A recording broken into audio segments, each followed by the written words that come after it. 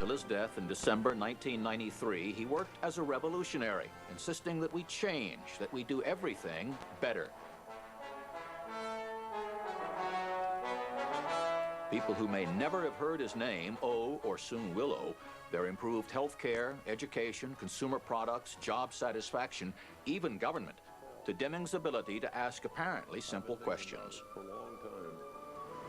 What business are we in? What business ought we be in? Is anybody here not putting forth his best efforts? Has the system of reward in Ford made it difficult in the past for people to work together? What will we be doing a year from now, 5 years from now, 10 years from now? What would you mean by improvement? What do you mean by a good job? And as someone remarked, the object of those simple questions, asked at his seminars, in his books and video cassettes, was to force people to think differently, to break out of traditional patterns. He had started doing that in the summer of 1950, when the Japanese asked his help to rebuild a war-shattered economy. American industry didn't need any help then. With mass production, American goods flooded the world. we were doing so well. This country made notable contribution to the world, mass production. By the early 1980s, cars and consumer goods from Japan were flooding back into the United States. The quality method Deming had taught the Japanese after the war now produced not just a lot, but a lot that was better and cost less. The problem now is not mass production. The problem is quality.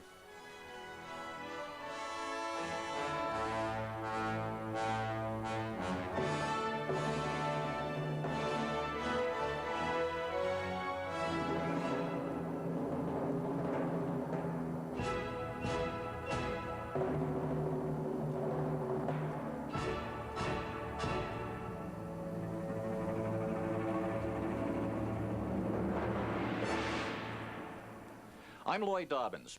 Don't let the word quality put you off. The word has no accepted meaning. Each of us gets to use his or her own definition, and there's the problem. An executive announces that his company now uses a quality management system. What he's talking about is not a quality system at all, but a couple of half-baked ideas haphazardly applied that, predictably, fail. The executive then announces that quality does not work. The popular press, which doesn't understand the Deming philosophy either, dutifully reports the death of quality management. But as Mark Twain told a newspaper reporter, the report of my death was an exaggeration. In those companies that adopted the Deming philosophy, realized it was demanding and would take time, and stuck with it, the results have been impressive, to say the least. Ford Motor Company started talking to Dr. Deming in 1981. They knew what they wanted. It wasn't what they got.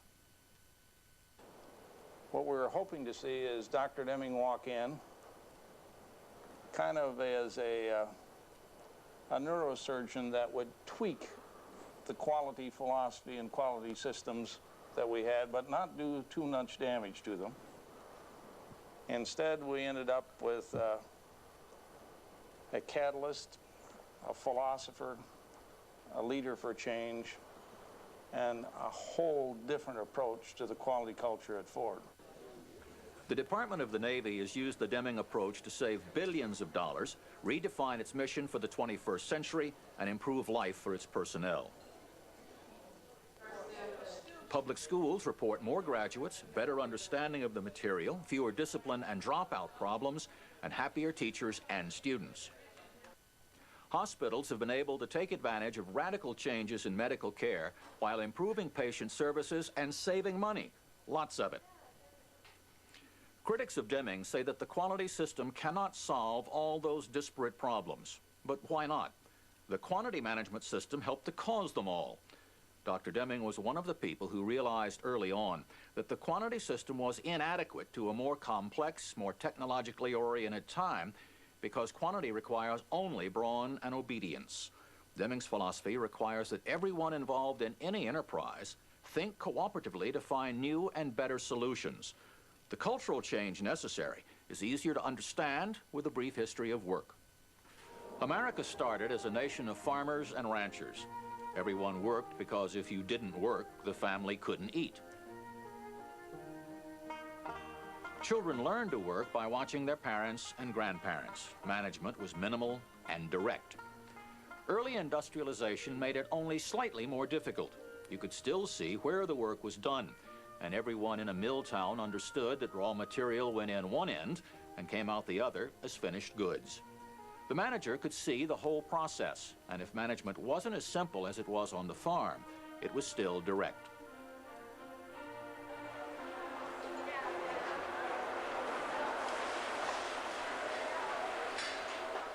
Modern corporations are increasingly complex and abstract. Zytec, a Deming company, is a world supplier of power supply units used in computers, medical devices, and telecommunications equipment. Unlike the farm or the mill where the job is obvious, the work here is not obvious.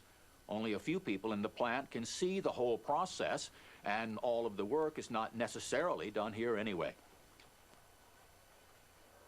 To add stress, the tolerance for error gets smaller almost by the day. Customers demand higher quality. Governments impose stricter regulations. For the workers, it is much more difficult to understand where their work fits, not only in the device, but in society as well. Managers must meet new requirements, one of which is to explain to everyone where he or she fits in the system. The basic need is to continually improve cooperation and communication among and between managers, workers, suppliers, customers, and the larger world in which the enterprise exists. In short, everyone has to concentrate on making what customers want, always making it better, and keeping it affordable. The aim of the Deming management system is to deliver improved product and services at reduced cost. The idea is fairly straightforward. Understanding it is not. For 15 years, we asked Dr. Deming questions. We knew that people wanted a list of things to do. Dr. Deming had a philosophy, not a list. As people who have adopted that philosophy will say, doing it is rewarding, but is not easy. I can tell you from personal experience that giving lip service to it and doing it in practice are two very different things. Doing it is damned hard. Hard work alone will not do it. Cutting cloths will not do it. Best efforts will not do it. Gadgets won't do it.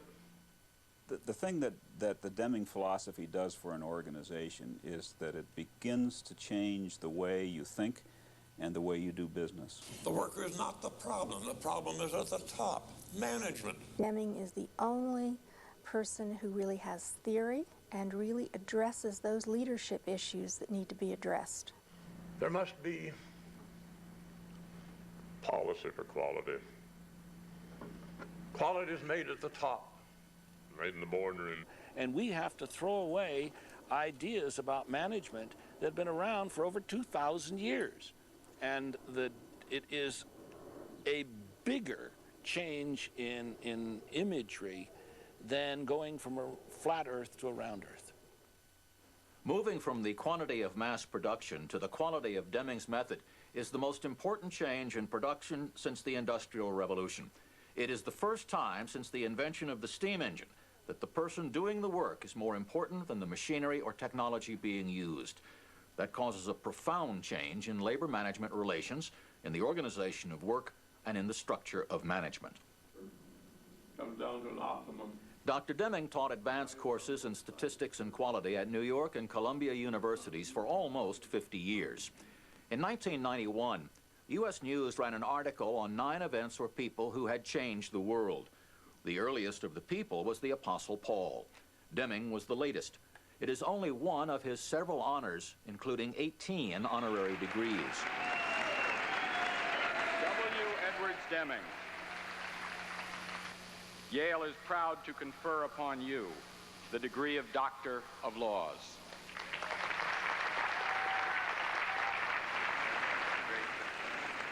He won the National Technology Medal, but was too busy to go to the White House ceremony. Dr. Edwards Deming, the internationally known developer, father really, of statistical quality control. My daughter, Linda, went, and my secretary in my place. They enjoyed it far more than I would have enjoyed it.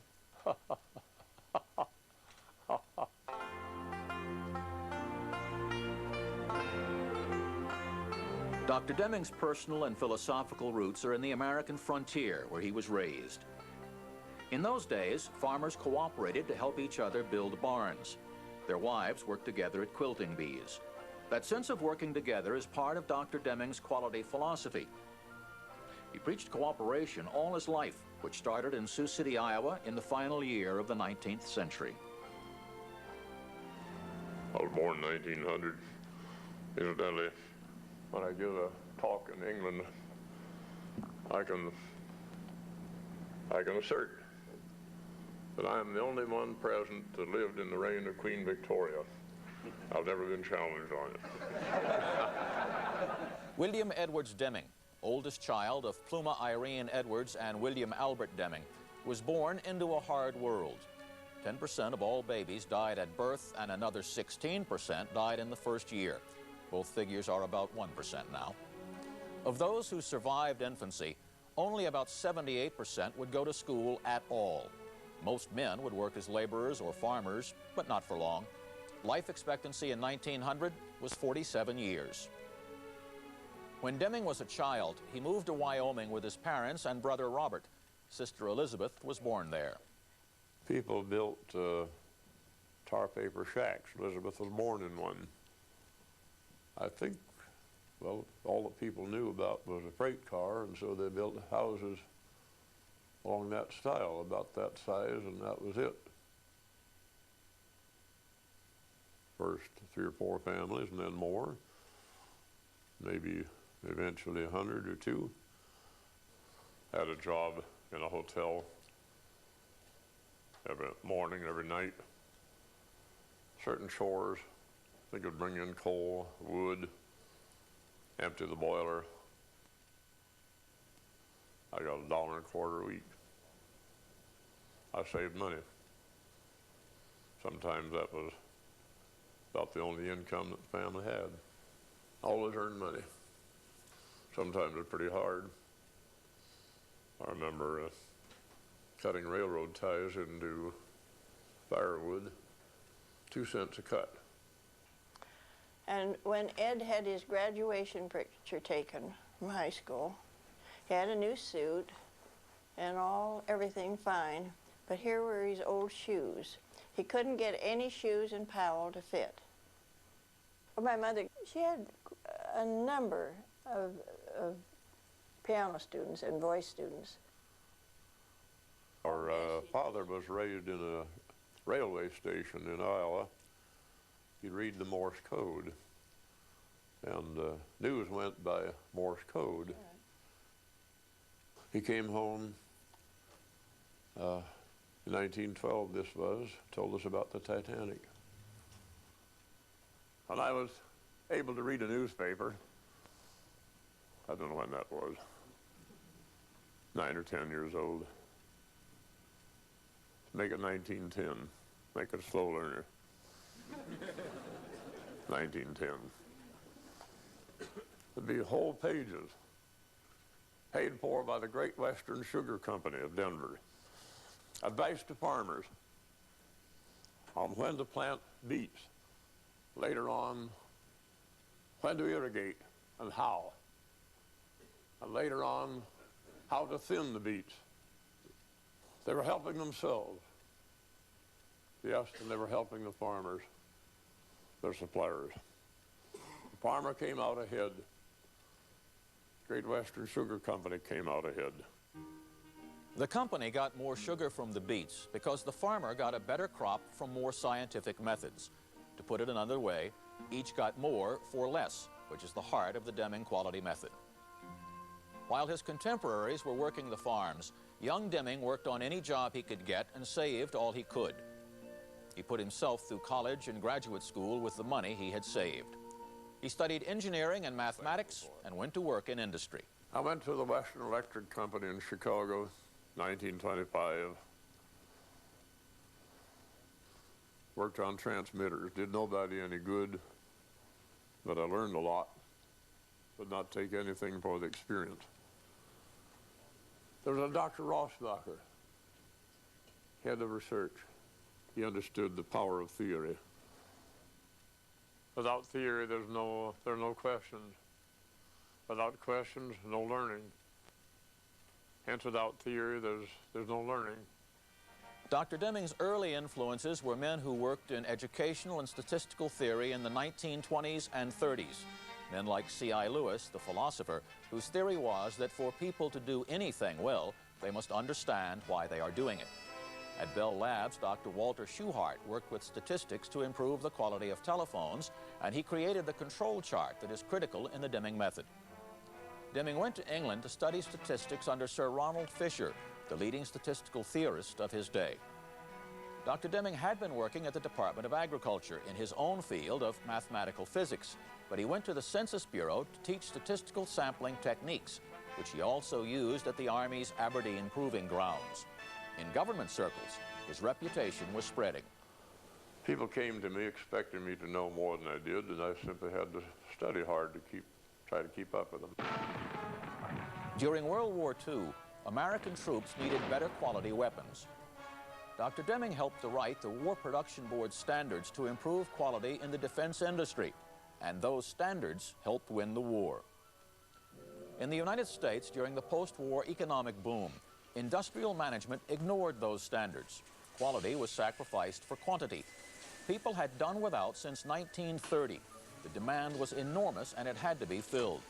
American quantity production helped raise the standard of living around the world, but especially in the United States. About 90% of American families now own a car. About 60% of American families owned one in 1950.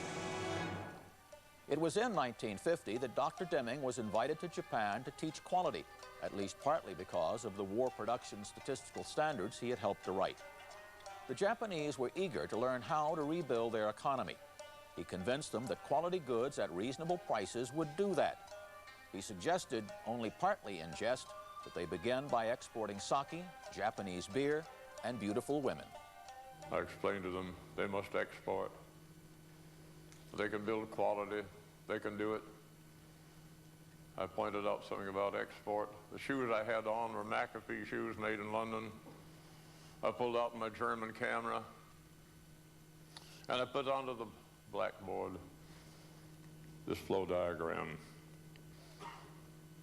That flow diagram showed manufacturing as a system, not just bits and pieces. You have to see things as a system. Stuff comes in, materials, raw, partly finished, go in to manufacture. They're distributed. You have consumer research. So we have up here design of product and service and redesign. That will affect the materials that you buy, will affect processes, and will affect the product. Once you understand the system, you understand how it can be continuously improved with new information, new design, new material, and it works. He made a great contribution to the recovery of Japan's economy after the total war. His name equals quality control. We owe our company's turnaround to his teaching. And when I saw him today, it brought tears to my eyes. Every day I think about what he meant to us. Deming is the core of our management. Japan owes a great deal to him. What he taught the Japanese was to start with the customers. Find out what the customers want. Find out what they're unhappy about. In Japan, the Deming Prize, named in his honor, is awarded for excellence in quality production and statistical research. It is the highest industrial award in the country and is considered a great honor. One of the things Dr. Deming did in 1950 was to persuade Japan's 21 leading industrialists that quality exports were the future. Those 21 Japanese represented 80% of the country's capital. Imagine how many Americans it would take to duplicate that. Dr. Deming traveled around the world. He learned that quality starts at the top, Without the dedication and belief of the top person, no quality program can succeed.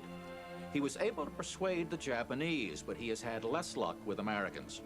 Some American companies are adopting quality methods to satisfy more demanding customers in international competition. Modern transportation and communications have made the world one place. Today, there is only one market, and what was once far away is now next door. In 1960, Dr. Deming was awarded the Second Order Medal of the Sacred Treasure by the Emperor of Japan. His lapel pin is symbolic of it. His work became better known in the United States after his 1980 appearance on an NBC News documentary. I think that people here expect miracles. American management thinks that they can just copy from Japan, but they don't know what to copy. The companies that successfully use the Deming method understand that everything is a system. Whatever happens anywhere in that system changes how everything else happens. That is not traditional American management wisdom.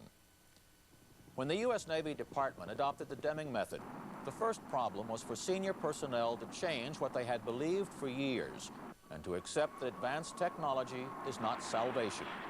Planes don't fly if people don't fly them. No matter how new or advanced, technology is only part of the Navy system. That we're actually taking money out of buying bullets in some areas and putting it into things like rehabilitation of family housing or bachelor enlisted quarters, because we understand that that's part of the equation as well, that we're a total system. I think that looking at the organization as a system is probably one of the biggest contributions that Dr. Deming has made to the functioning of business and also government in this country. The admirals on our board unlearned things. There were things that they knew to the depths of their soul. They had believed them for 30 years, and they simply learned that they were not so. The notion, we've always done it that way in the past, therefore we can't change. You first have to convince people who think that they're doing a very good job that there is a better way, that they can change. That is true everywhere. Dr. Deming's concept of a total system applies not only to manufacturing, where it's fairly obvious, but to the operation of a nuclear submarine or an Air Force wing. It applies perfectly well in service industries and healthcare. Imagine what we'd save if government did more for less, and if we overhauled our failing school system. Okay, is that good enough? Dr. Deming's teaching is best understood through his 14 points, which he developed in the late 1970s. When used together, they represent a philosophy of life. The 14 points all have one aim: make it possible for people to work with joy. How can they work with joy if the company has no constancy of purpose, there's no purpose in life? How could anyone enjoy his work? Wouldn't know what he was doing. To help you understand them, we have asked Pulitzer Prize-winning cartoonist Pat Oliphant to illustrate those points. Unless you think we've put the videotape in backwards, Pat is left-handed. The first point is create constancy of purpose for the improvement of product and service. I think it's extraordinarily important for us to have an overall strategic plan, a vision, if you will, a general understanding of who and what do we want to do in this country. What are our national interests? What do we believe in? What do we want for our children and our grandchildren? Where would we like to be in 100 years? The idea is to have a long-term aim, something that everyone in the organization knows and understands. You have to answer the questions. What are we doing? Why are we doing it? Second point is to learn the new philosophy. Teach it to employees, to customers, to suppliers. Put it into practice, in other words. The new philosophy, which is one of cooperation, win-win. Everybody wins. Cooperation to everyone's benefit is a key point in Dr. Deming's philosophy. One of his favorite illustrations of that new philosophy is two service stations in his neighborhood that compete and simultaneously cooperate. He called one of them when his automobile wouldn't start. Man came to take care of that automobile in a truck of his competitor across the street. Now they're smart. Instead of both of them owning two trucks, borrow each other's on emergency. They still compete on their gasolines and service. Third point is cease dependence on mass inspection. It's much better to improve the process in the first place so that you don't produce so many defective items or none at all. It takes the same time, material, and effort to lay a bad egg as a good one. The only difference is you can't sell the bad one.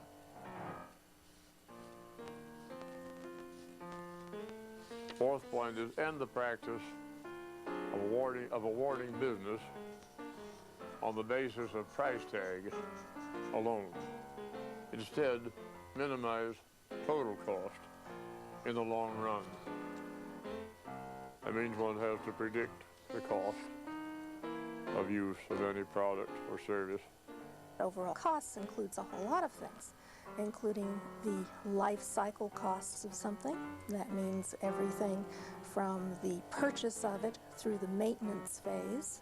The idea is to buy from a single supplier, always working with that supplier to increase his quality and decrease his cost so that he can help you do the same. Again, it's a win-win situation. The fifth point is to improve constantly every process for planning, production, service, whatever the activity is. It was continuous improvement that allowed the Japanese to create an advantage over the American industry. Never-ending improvement. All inventions exist because someone believed something could be done better. You must accept that nothing is ever good enough.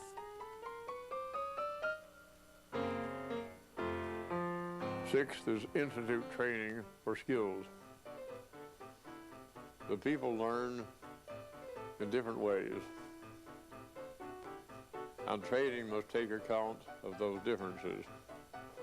People are the only ones that can create change. People with more knowledge and them growing are the only ones that can create continuous improvement. Even those people with an apparent innate ability to do something well can be trained to do it better. Juggling for improvement, you might say.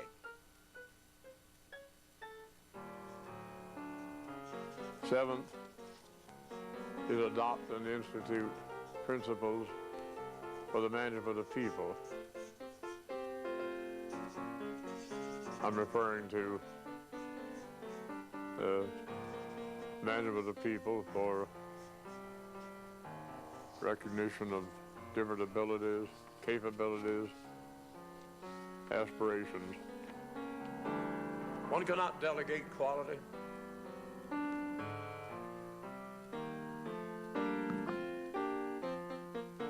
The president of a company may delegate quality to his plant managers. That's not a way to get quality.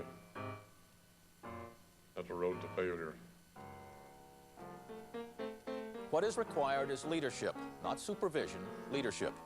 Quality and ethics exist in those organizations where everyone is in tune and the most senior person will accept nothing less.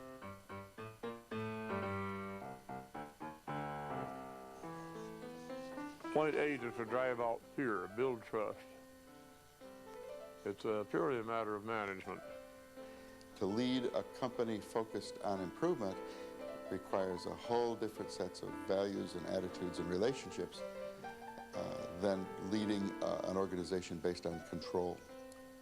The idea of strict control is directly opposite what Dr. Deming teaches, which is cooperation throughout the company at every level by people who have concern and respect for each other.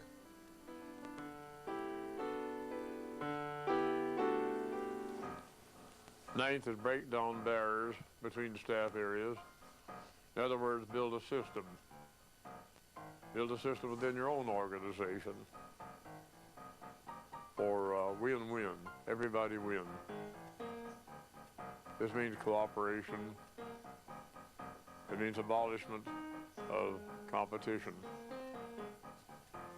Remember that everything is a system, and the system must be organized for the best possible performance, not by one part of the system or by one person, but by them all. The idea is not competition, but contribution. Every part of the system, every person in it, will win if the system wins.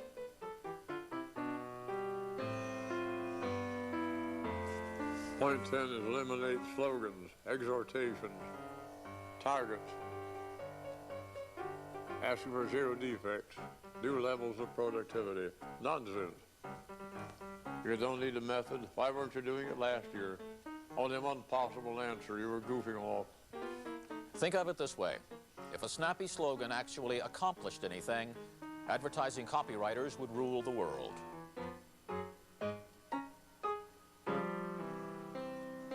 Eleven is eliminate numerical goals, numerical quotas for anybody. A numerical goal or quota accomplishes nothing. Of the 14 points, this is perhaps the easiest to understand if you will remember the Fats Waller classic, "Tain't what you do, it's the way that you do it." Or in Dr. Deming's words, by what method?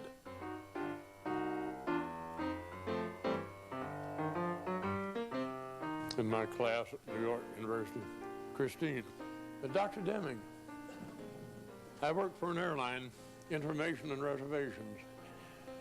My job is to give satisfaction to the caller and to make 25 calls per hour. Christine, said I, what is your job? You don't know what your job is. Is it to give satisfaction to the caller, or is it to make 25 calls per hour? Christine, you can do either one, but not both, except by coincidence, I would not expect. She said, I know it, that's why I bring it up. I don't have a job, I don't know what it is. Which is it, to make 25 calls per hour, or to give satisfaction to the caller? Which is it? She doesn't know. Need we manage that way? Why not improve? That will not bring improvement. She cut people off to make her 25 calls per hour.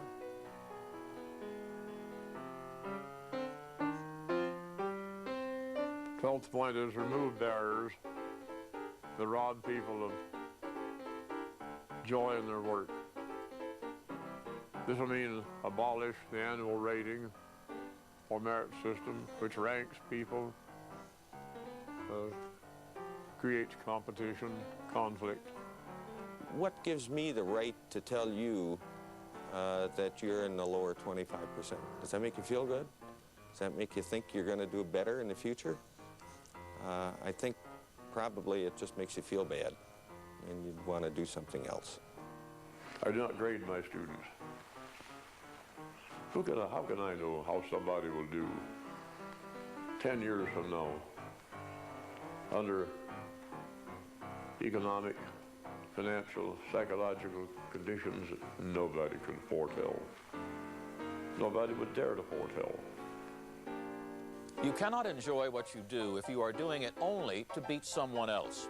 If you cannot find joy in doing the job itself, you cannot contribute to a quality organization.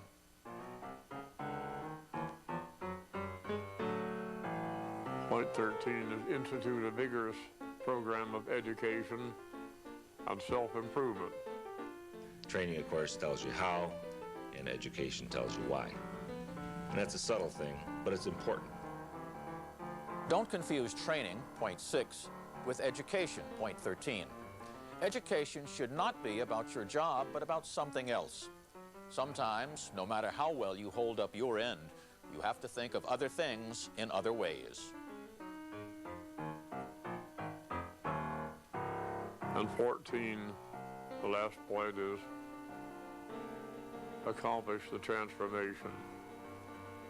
Let us continue to study the new philosophy develop a critical mass in your organization that will bring about the transformation.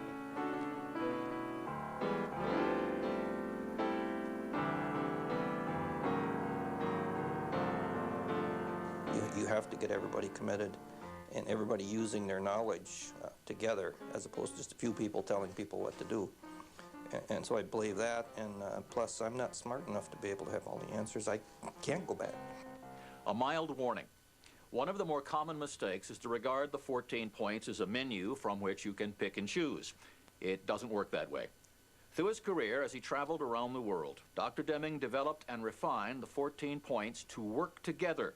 He intended that you use all 14.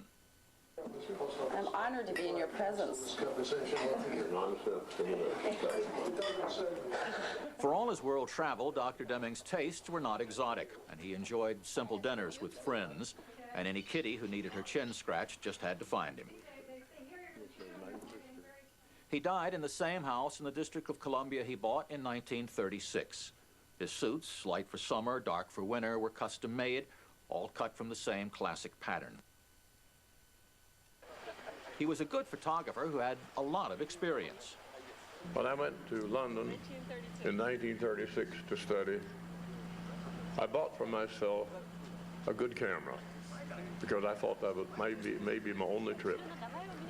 I want a good record of it. One wonders if he would have taken fewer pictures if he had known in 1936 just how much of his life would be spent away from home in countries around the world. Cecile Killian was hired as his part-time secretary in 1954. She still laughs about the time he told her to take the afternoon off when it was already 7 p.m. She knows the one thing about which he bragged, his martinis. The Deming martini is world famous. It was his joy when colleagues came in, especially friends.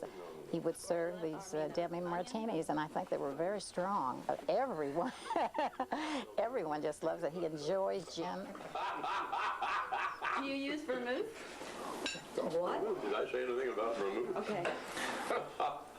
They're really very good. He has invented for himself and for me an 8-day week. Truly incredible.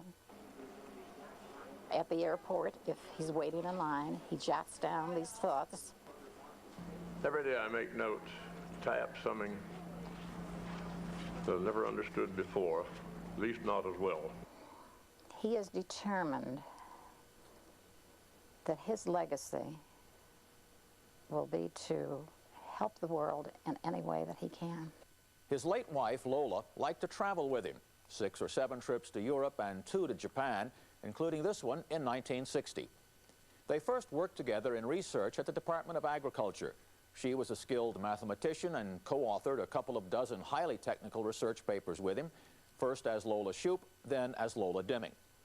Even after the children were born, she continued to do his calculations for him. They were married 54 years and 84 days. She died in 1986, and Dr. Deming wrote a poem to her. This is part of it.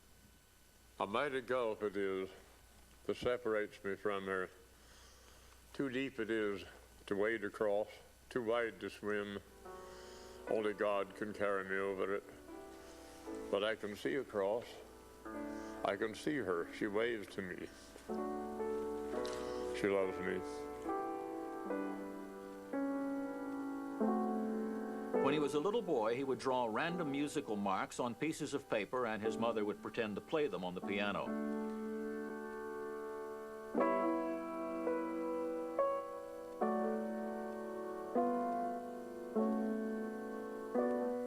This composition is not pretend. He wrote this music so that ordinary people might actually be able to sing the Star-Spangled Banner.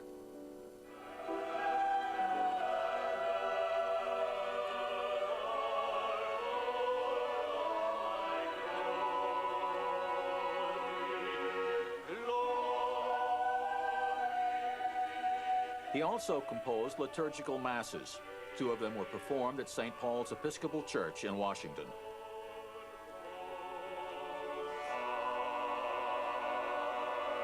There are other American teachers of quality programs, but those who teach the Deming method argue that it does most to integrate work and people, that it is a complete philosophy.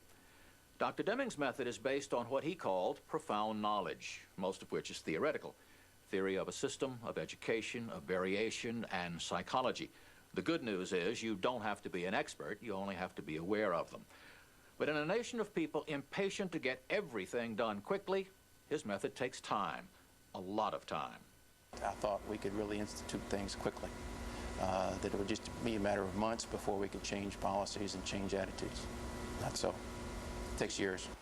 It takes a long time to work it out, to be sure, decades.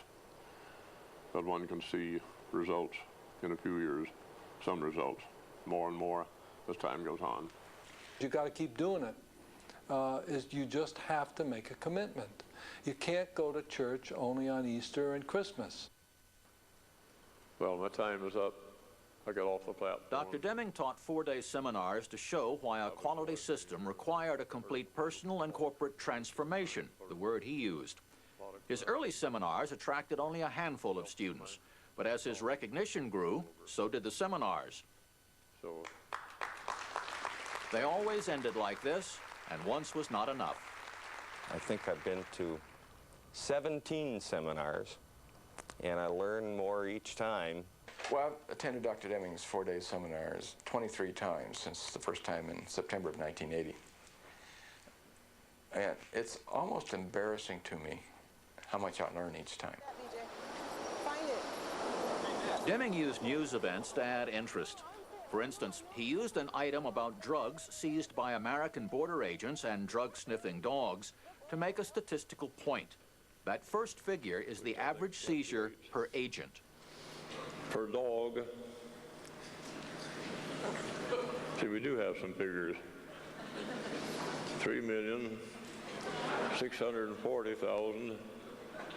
30 times as much per dog. Perfectly obvious what to do. Hire more dogs. Dr. Deming continuously learned, and he always gave credit to the people who taught him. Quality cannot be delegated by management any more than ethics can be delegated. This statement came from my good friend, Dr. Lloyd Nelson, now with the National Corporation. As the Herald Hotelling said, he that does no research has nothing to teach. As Mr. Schirkenbach told me, I'm indebted to Dr. Dana Cohn and my friend, Dr. Michael Twitty, John Carlyle in England. This is not new. Senator Flanders, deceased, of Vermont, said that 40 years ago. The so-called merit system. Dr. Deming consulted with several companies, and from the beginning, those companies learned that he was not your standard consultant. He knew he needed time and top management's commitment, and if he couldn't have those from the start, he wouldn't go. At General Motors, an officer named Jim Fitzpatrick made the first contact. Bill Hoagland likes to tell the story of that first contact and the contract. He said he won't come out to talk to us unless we agree that we'll stay with him for a long, long, long time. Well, I said, well, you tell him that that isn't how we do business, that we're not going to commit to a long, long, long time until we see what the goods are. So Fitz came back and said, he said to tell you that isn't how he does business. And so we liked that, so we had him out. This is the contract Dr. Deming wanted. Contractual relationship. I will bill you from time to time based on my belief of your commitment to my principles. I don't know what the purchase order read like, but that's about what the contractual arrangement is. He has trust in his clients if they have trust in him. Trust is an important element of the Deming method. Workers must trust the managers, and managers must trust the workers. Given the history of labor management relations in the United States, that can be hard to do. We have come to recognize a number of Western beliefs that get in the way of adopting Dr. Deming's philosophy. From our earliest days, we are taught to compete, to push against each other for a grade or a trophy or a promotion. We are not taught to cooperate, to work together toward a mutually beneficial end. Managers have to make cooperation possible, but cooperation by itself is not motivation, which is also necessary. Managers have to learn that if everyone is making a living wage, appeals to greed or competition will probably work briefly, but not well. Different people are motivated by different things at different times, and almost all those motivations are internal. With the Deming method, you appeal to their talent, their pride, their desire to do the work a bit better. The result is a group of workers who will cooperate with each other, but compete with themselves. Another belief we accept is that for one person to win, everyone else must lose. That isn't true and never has been. Everyone can win, and in the Deming philosophy, everyone does. We have been brought up to suppose that competition means if I got a bigger piece of pie, I took it off of your piece of pie. Zero-sum game. I win, you lose. That's not good. There's a better way. Let's work together, make the pie bigger, then compete. We have also been taught that the way to get ahead is to please the boss, and in quantity manufacturing, that's true. In quality, however, the person to please is the customer, and everyone has to work together to do it. That you as an employee, it's important for you not to please your boss. It's important for you to please your customer, and that change requires a profound change of mind in our organizations. Very, very difficult. One of the Western world's most sincere beliefs is that whenever something goes wrong, someone is to blame. But what's wrong is not the worker, it's the system. The red bead experiment proves that. At his seminars, Dr. Deming selects workers from the audience to produce white beads at his make-believe factory. He uses standard American management techniques, including firing those workers who get too many red beads from the container. No matter how hard the workers try, the system won't allow them to produce only white beads. The red beads show that performance does not come from the individual. It comes mostly from the system that he works in, or lack of a system, by the environment that he works in. That determines quality of output, results, more than anything. If there is a problem, 90% of the time it's the work process that you're using that's the problem. It's not a people problem. Managers who don't understand that variation exists everywhere in people and things usually wind up tampering with processes and generally making things worse. Then they look for someone to blame, but we've already been through that. The system is responsible for most of what happens, and the system is capricious. It'll affect anybody in different ways from 1 month to another, from 1 year to another. Which is one reason you need continuous improvement. We like to believe that the job can be finished. But it can't be finished. It can only be improved to please the customer more. Every time we step up the plate, we want to swing for the fence. We want to hit a home run. And in the Deming theory, it's a process of continuous improvement. Little by little, better and better. And we don't change overnight. We learned from Frederick W. Taylor and his principles of scientific management that the way to do things better was to break anything into its smallest component parts. Good for quantity. But for quality, you have to think of the system as a whole, finding ways to make all the parts work in harmony. It is the same concept behind the idea that the weakest link determines the strength of the chain. Under a quantity system, you can only get what you inspect. In quality, if the system is working as a whole, you'll get what the group expects. In the new economic age, success is measured by long-term results. Success is no longer a matter of swallowing up other companies or showing a huge quarterly profit. And one more thing holds us back. When we graduate from school, particularly from an advanced college course, we think of ourselves as educated.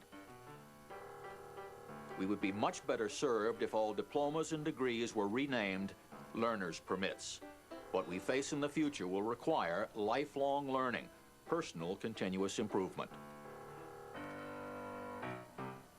Many of the organizations with which Dr. Deming consulted eventually dedicated a room or a plaque to him, from which he took a certain self-effacing pleasure. With honors like this, I know how the dog felt. A woman entered her dog in the Philadelphia Dog Show year after year, never took a prize. A friend of hers said to her, "Oh, why do you enter continually, year after year, that dog? You'll never take a prize." "No, yes, I know that. But it gives him a chance to associate with some good dogs."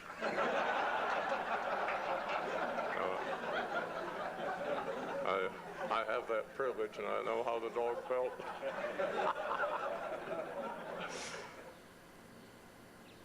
People wrote to tell Dr. Deming how their lives had changed, and he liked that. The world, he said, is made of people, and they have the right to self-esteem and joy. After taking his seminar, one woman wrote about her marriage. She wrote a letter to me. She said that she and her husband had had a hard time. Their marriage went from rough and rocky to rougher and rockier, teetering. Each one trying to outdo the other one, each blaming the other for everything. She took my seminar, learned about cooperation, win-win. Each one making a contribution to the system. Once one understands what he's talking about, that the truths are so self-evident that it's almost impossible to reject. She taught it to him. She learned more, of course, by talking with him. They thought about it, learned about it, worked on it, and they've straightened things up. I think Dr. Deming has helped all of us find a way to accomplish what we wanted to accomplish. She's very happy about it. And she asked this question at the end of her letter: who would wish to be married to a loser? They worked it out on a win-win basis. Both come out ahead. That's my philosophy, both win. Once this thing has got hold of you, it doesn't turn you loose. Would you wish to do business with a loser? No. No. You wish to do business with people that win, where everybody wins. We live now in a vastly different world than the one into which W. Edwards Deming was born. That same year, 1900, Kodak produced the popular and inexpensive Box Brownie still camera. We use handheld video camcorders to take electronic movies. In 1904, George Parker patented the first refillable ink pen. We write with computers and laser printers. In 1903, the Wright brothers kept their plane aloft for an incredible 59 seconds. Now crews of American astronauts routinely live in space for a week at a time. During all those years, we have struggled to make work more productive with better technology, and we have succeeded. However, to get that mechanical efficiency, we have all but destroyed people's pride in what they do. What Dr. Deming taught was that we must be much more productive if we are to prosper in the new world economy by using cooperation, continuous improvement, and better information. We must produce better goods and services at less cost. While we do that, he wanted us to be pleased with ourselves, professionally and personally satisfied. No matter what we do, he wanted all of us to win. It ain't what you do, it's the way that you do it. Tain't what you do, it's the way that you do it. Tain't what you do, it's the way that you do it. That's what gets results. Tain't what you do, it's the time that you do it. Tain't what you do, it's the time that you do it. Tain't what you do, it's the time that you do it. That's what gets results. You can try hard, don't mean a thing. Take it easy, then your jive will swing. Tain't what you do, it's the place that you do it. Tain't what you do, it's the place that you do it. Tain't what you do, it's the way that you do it. That's what gets results.